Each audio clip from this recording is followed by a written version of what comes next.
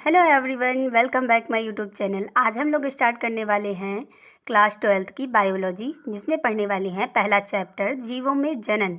जीवों में जनन में पहला टॉपिक आता है जीवन अवधि, लाइफ स्पैन किसे कहते हैं।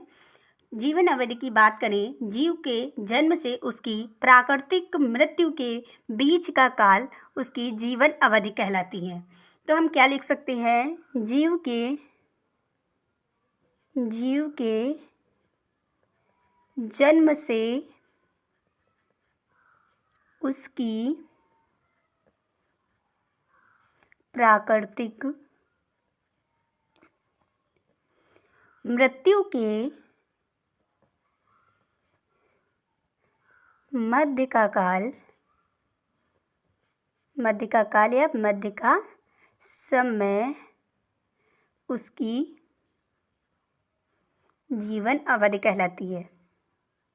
जीवन अवधि कहलाती है।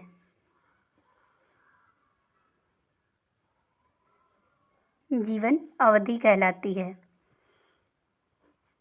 जीवन अवधि जीव के आकार पे निश्चित नहीं करती है। ऐसा नहीं है कि कोई जीव जितना बड़ा है तो उसकी जीवन अवधि उतनी ही बड़ी होगी। लाइफ स्पैन की बात की जाए तो यह सबकी अलग अलग होती है। जैसे कौवा और तोता देखने में तो एक आकार के लगते हैं, लेकिन इनकी जीवन अवधि एक नहीं है। इन दोनों के जीवन अवधि में बहुत ही अंतर पाया जाता है। ऐसे ही दूसरा उदाहरण लें तो आम और बरगद का पेड़ देखें तो एक जैसा देखने में लगता है, लेकिन इसकी जीवन अवधि की बारे में बात करें तो सेम नहीं है, अलग अलग होती है। जीवन अवधि एक कोष की जीवों को छोड़कर कोई भी जीव ऐसा नहीं है जिसकी प्राकृतिक मृत्यु ना हो। अब एक क्वेश्चन इसमें दिया होता है, एनसीईआरटी को देखें तो इसमें दिया होता है कि क्यों कहते हैं कि एक कोष की जीवों की मृत्यु प्राकृतिक मृत्यु नहीं होती है।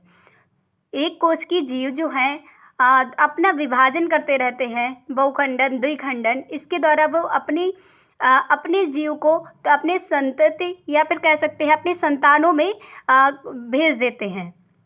तो इसलिए बोला जाता है कि उनका कोई भी पार्ट नष्ट नहीं होता है, उसे एक नए संतति का निर्माण होता है। इसीलिए ऐसा बोला जाता है कि एक कोष की जीवों की प्राकृतिक मृत्यु नहीं होती है।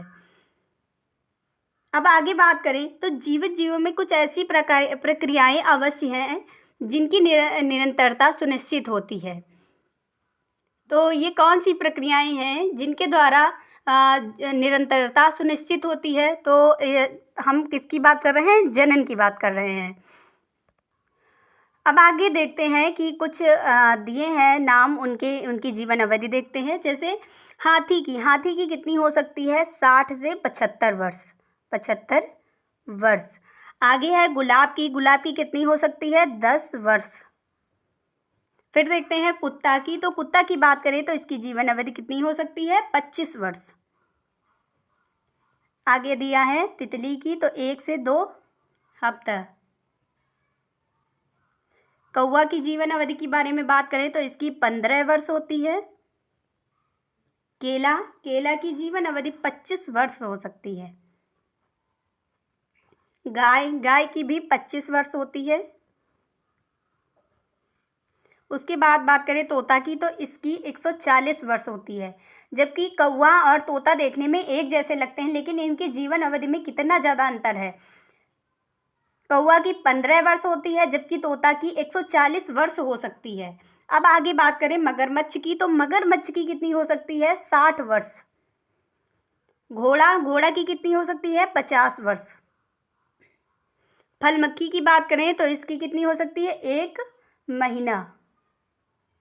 धान की बात करें तो 4 महीने की जीवन अवधि होती है। कछुआ की बात करें तो इसकी जीवन अवधि कितनी होती है? 100 से 150 वर्ष। 100 से 150 वर्ष।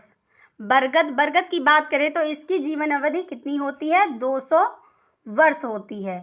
ये थे इनकी जीवन अवधि। आगे बात करते हैं जीवों में जनन की बात करें तो जीवों में जनन तो इन्हें वैज्ञानिक रूप से किस प्रकार से परिभाषित किया गया है? तो इसे कहा जाता है वैज्ञानिक प्रक्रम के रूप में परिभाषित किया गया है, जिसमें एक जीव अपने समान एक छोटे से जीव संतति को जन्म देता है।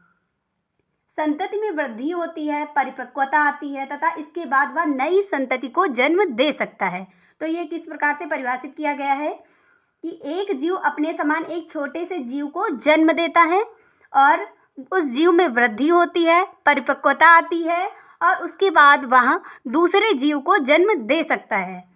अब आगे बात करें कि जनन जो है प्रजाति में एक पीढ़ी के बाद दूसरी पीढ़ी की निरंतरता को बनाए रखती है। जनन क्यों आवश्यक है? जनन क्यों आवश्यक है इसकी बात करें तो यह एक पीढ़ी के बाद दूसरी पीढ़ी की निरंतरता को बनाए रखता है, इसलिए आवश्यक है।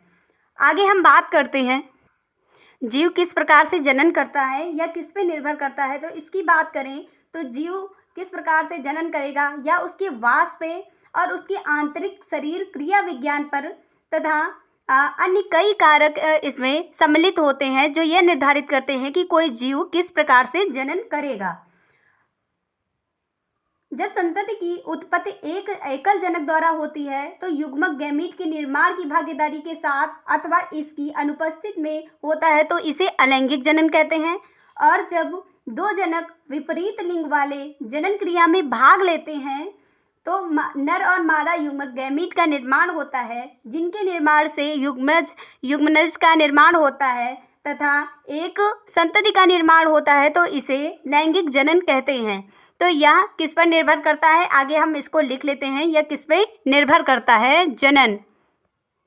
तो ये लिखते हैं कि किसी जीव में जनन किस प्रकार का होगा या किस पर निर्भर करता है। तो यह बता चुके हैं, लेकिन इसे हम लिखते हैं यह किस पर निर्भर करता है। यह जीव के वास स्थान पर, जीव के वास स्थान पर, जीव के शरीर, जीव के आंतरिक शरीर, जीव के आंतरिक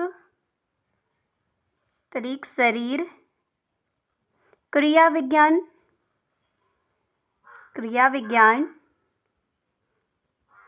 और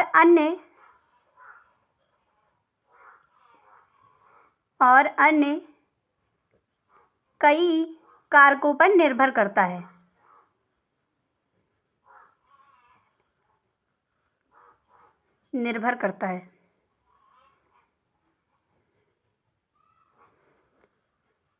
अब देखते हैं लैंगिक जनन, अलैंगिक जनन। जनन दो प्रकार के होते हैं, लैंगिक, अलैंगिक।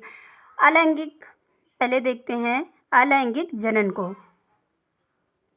अलैंगिक जनन, अलैंगिक जनन को किस प्रकार से हम लिख सकते हैं? जब संतति की उत्पत्ति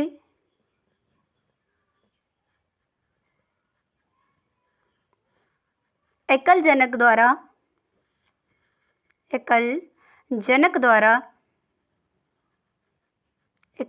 द्वारा युग्मक की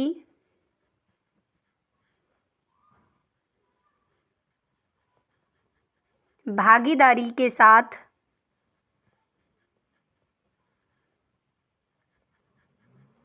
अथवा इसकी अनुपस्थित में होता है,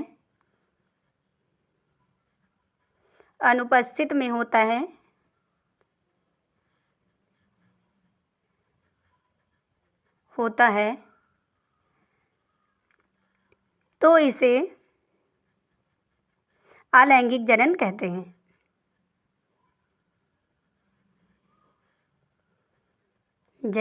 हैं।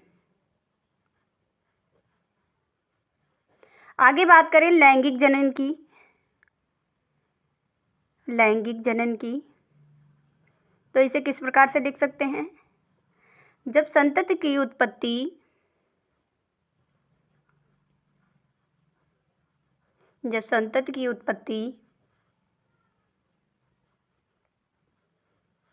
दो विपरीत लिंग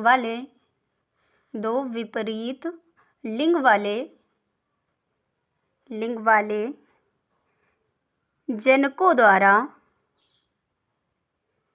जनकों द्वारा नर व मादा युग्मक के साथ होती है, युग्मक द्वारा होती